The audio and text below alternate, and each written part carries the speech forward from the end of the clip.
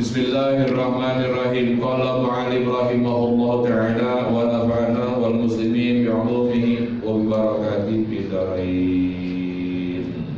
Sampai 40 ya. Apa bacanya? Nomor berapa itu?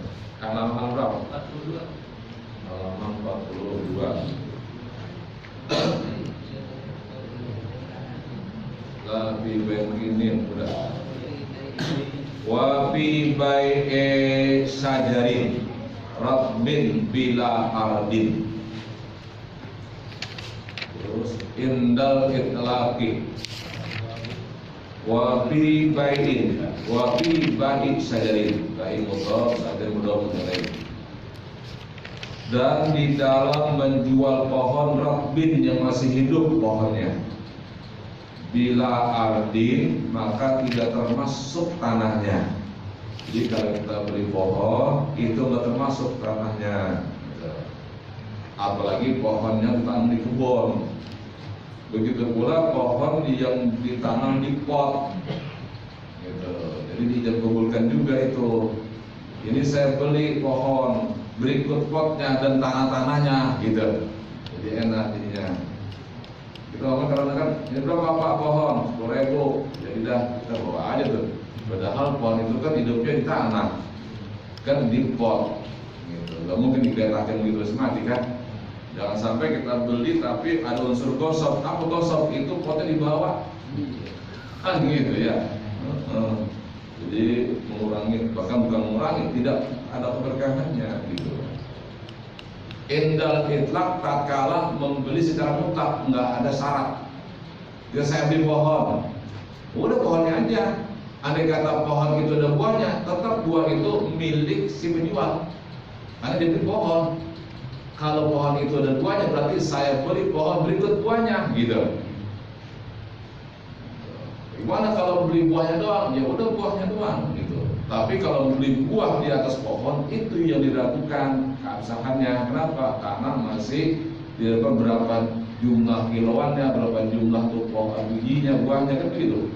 Nah, ntar kita nyesel karena buahnya buah dalam, tutupan daun, pasti dibeli ke sampai 3 tahun. Nenek saja kan gitu ya. Ya boleh, gitu. Bukannya yang abdulnya dipetik dulu, diturunin gitu. Kita lihat dari baru ditawar gitu. Gak boleh begitu. Kalau kita kan pengen gampang aja, kenapa? Karena udah nggak bisa menaik bonannya kan. Lu bolongin aja, ada sah jual di bolongan gitu. Kebanyakan umumnya kita begitu di kampung-kampung, di bolongan gitu. Irokun walau ya bisan inlam apa yusrat qatus sajar. Apa itu ini? Termasuk akarnya yang kita beli. Kalau yang bisa copotin tuh, kalau nggak bisa ya udah usah. Karena akar pun akan bermanfaat juga untuk si pembeli. Apa manfaatnya? Biasanya kalau di daerah-daerah itu orang kan jual pohon jati itu akarnya dijual lagi. Untuk apa? Dibuat aksesoris tempat duduk, meja, gitu. Bagus itu. Kalau kita kan enggak, main gampang aja. Kita jual lagi, padahal itu milik yang pembeli gitu. Jadi jangan kita menjual pohon, dia terbang atasnya, hati akarnya itu masih ada. Tahu-tahu kita ambil tuh akarnya, kita jual, punya akar bagus nih buat bikin bangku nih, gitu kan. Nah, nggak boleh, haram hukumnya. Kenapa? Karena bukan punya kita, udah punya orang kita jual gitu. Itu kebanyakan di kampung-kampung saya begitu, akarnya dijual lagi. Coba lihat itu di restoran-restoran bagus itu banyak akar-akar pohon dibikin bambu itu.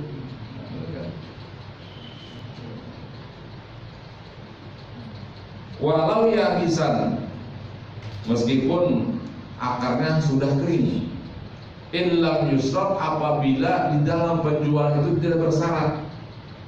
Nanti berarti saya jual pohon tapi akarnya saya nggak jual, gitu kan? Tapi kalau saya jual pohon berarti pohon bagus akar-akarnya. Gitu. Berikut daunnya mungkin. Kemudian ini saya jual pohon pisang. Gitu. Kalau ada buahnya kan. Gitu. Tapi jangan jual pisang masih muda. Kalau pisang buahnya masih muda jadi jual, pakai duluan kan gitu. Ide. Kalau tahu aja pas mau dipetik besok hilang. Ya. Ya kan nyesat jadi yang beli kan gitu. Atau barangkali pada waktu dijual mana butuh duit masih kecil tuh jualnya.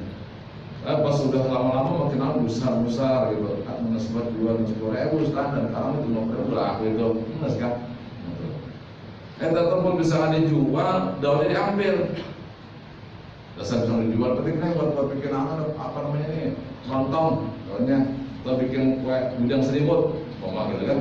Nggak boleh, kenapa? Kalau kita dijual, pun pisangnya, berarti bikin daun-daunnya gitu. Ini pun pisangnya dijual, daunnya masih dipetikin sama yang punya kebun. Gitu. Haram hukumnya gitu.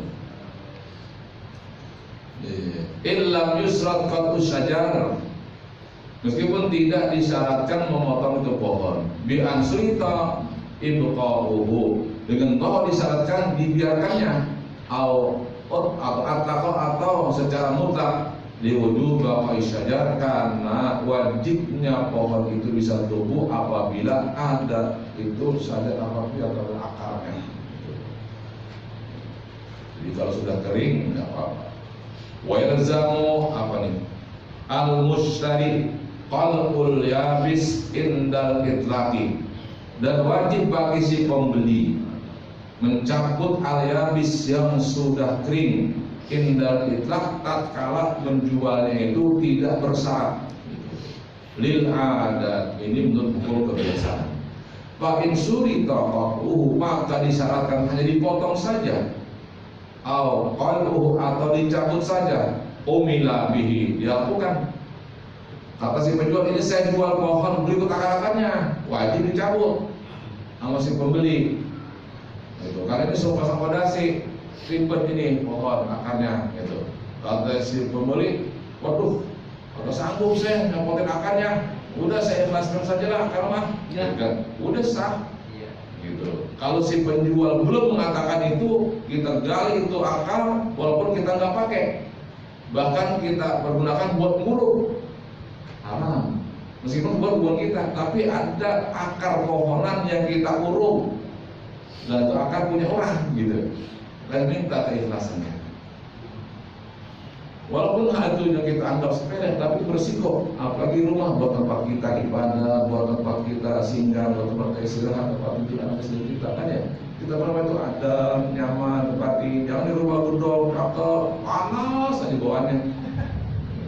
Boleh jadi ada hal-hal yang memang diharamkan oleh Allah, padahal pemilik rumah itu enggak sengaja.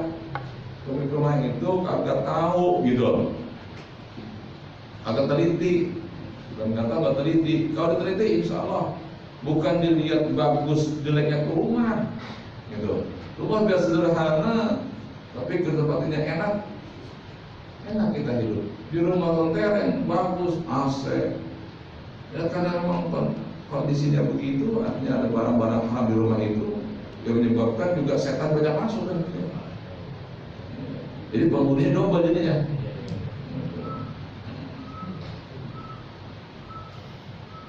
Tadi lagi, apa lagi? Orang ada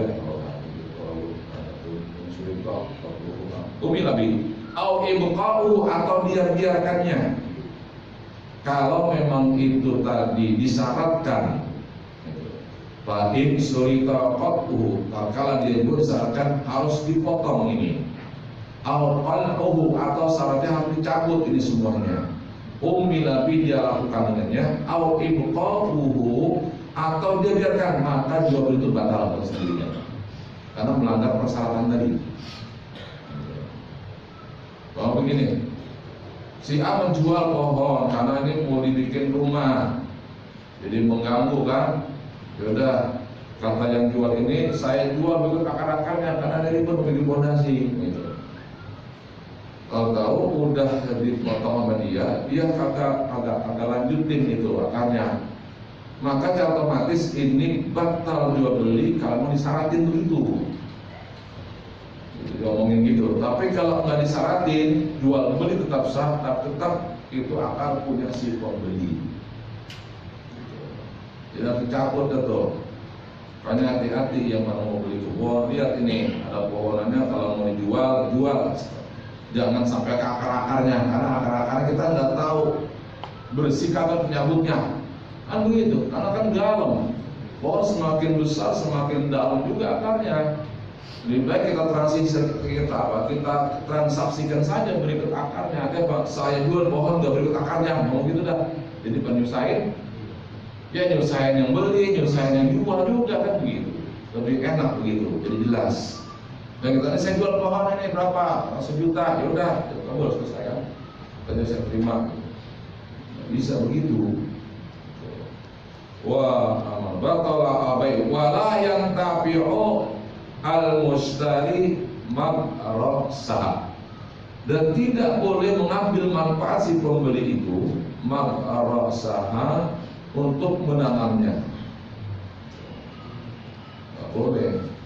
Umpama begini, ini pohon sudah kita jual, kemudian si pembeli ini tidak buru-buru mencabut ke pohon karena pohonnya kecil, dia mau pindahin, gue bikin rumah belum selesai, nanti kalau masih terjadi gue usah pindahin pohon buat adem rumahnya gitu. Tahu-tahu itu pohon rubuh kena angin, maka si pembeli ini berhak untuk mengganti kembali pohon yang sama, atau dia diriin lagi pohon yang masih hidup gitu. Tidak boleh dia mengganti pohon yang lain, nggak boleh. Dan si penjual nggak boleh mengambil manfaat. Ada sampah dari rubuh ini cabut aja dah, nggak boleh sebelum tahu si pembeli gitu. Belum izin dari si pembeli. Busnul ratbun, baik itu cabangnya yang masih basah, la ya bisun, tidak apa-apa kalau memang itu cabangnya sudah kering. Yang di dalam ini yang masih basah. Wa sajaratun, begitu pula pohon yang masih basah, pohon yang hidup. Li'anna adat qatuha, karena hukum adat kebiasaan itu harus dipotongnya kalau memang itu pohon udah kering. Dulu saya waktu masih kecil lagi gitu ya, masih sekolah SD barangkali itu, karena kita orang tua kan masak pakai dapur, pakai kayu. Biasa kita nyari tuh di kebun sampah kayak gitu, kayu kering dah, nggak apa-apa. Yang dilarang itu kayu yang masih basah. Ini kadang-kadang yang punya kambing nih, jangan kebun larang protes wae dah. Di depan kambing haram hukumnya gitu. Boleh, kenapa? Karena pohon itu ada yang punya. Tapi kalau yang kering silakan yang diambil gitu. Kalau yang kering, tapi kalau yang basah nggak boleh. Ya siapa tahu itu pohon kan ada yang nanam, ada yang punya. Tapi kalau di pinggir kali nggak ada yang punya. Milik Tuhan tuh kata orang Madura mah.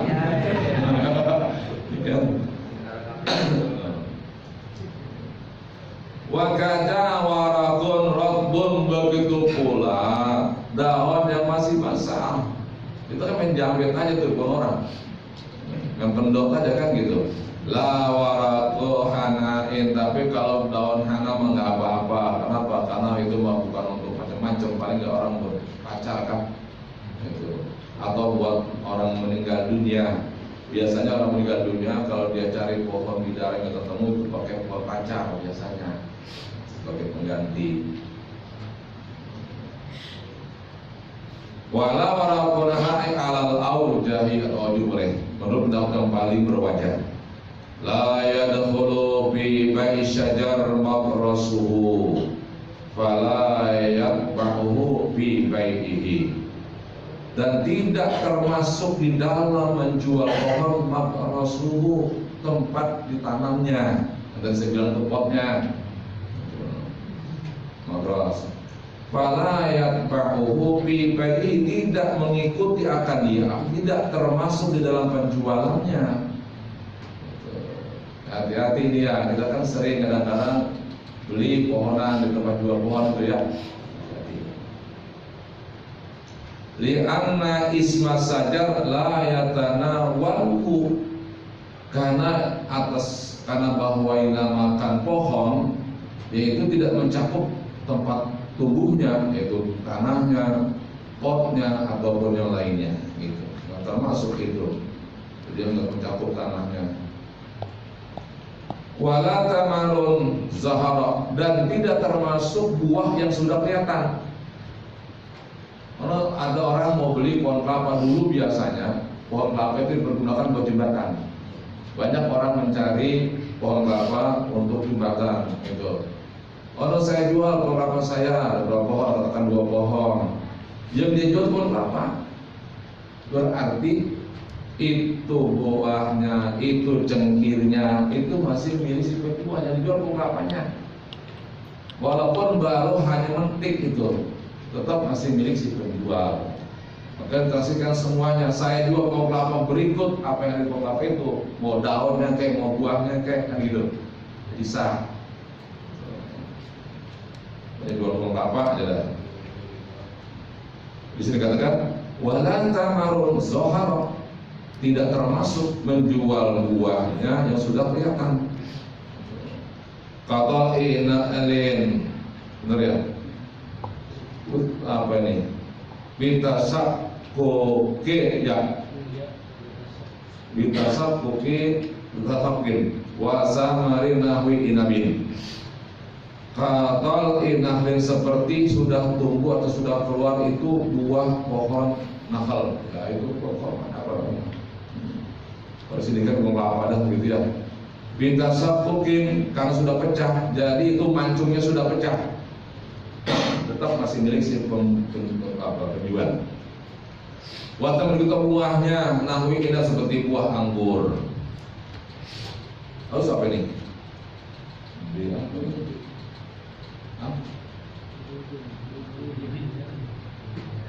Biburuzin, ya, biburuzin dengan sebab sudah keluar garis.